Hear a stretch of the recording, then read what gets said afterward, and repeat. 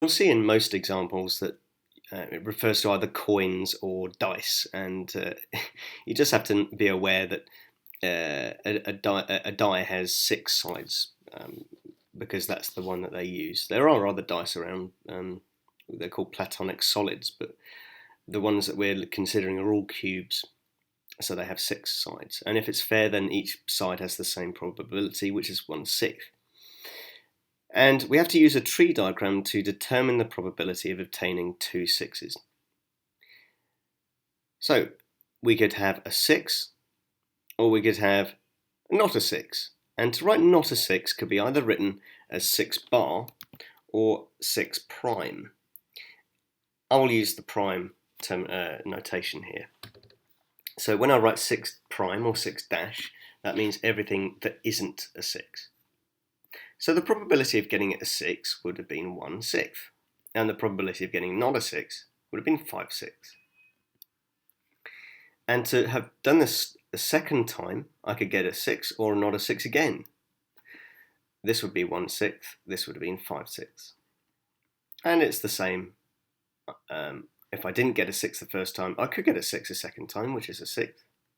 Or if I didn't get a 6 and I still didn't get a 6, then this would also be 5/6 of probability. Now the probability now of getting two 6s, I'd follow the path along the tree that takes me with two 6s. So that would have been along here and then along here.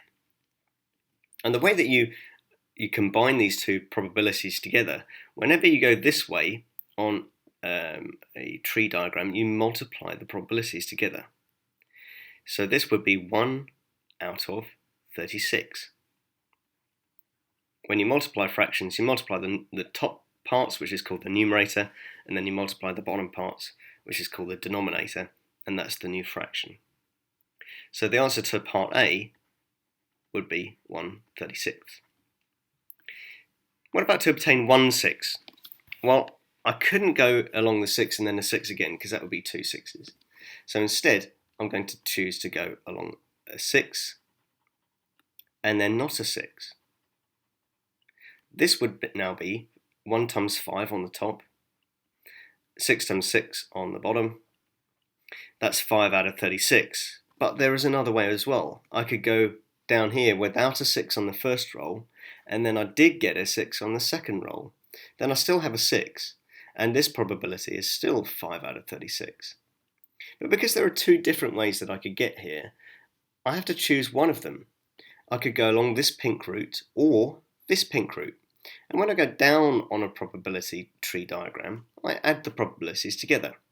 And adding the fractions, as long as the denominators are the same, I simply add the numerators together to get 10 out of 36.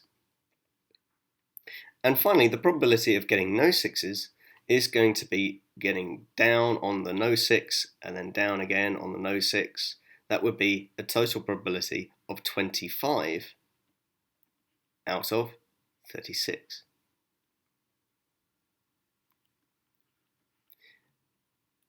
Now there is a way that I can check that I have got all of this right, and that's by adding all of these different probabilities together. All of the probabilities on the ends of the tree diagram should add up to 1. And I need to check this. 1 plus 5 plus 5, that is 11, plus 25 is 36. And this is correct. This is the same as 1.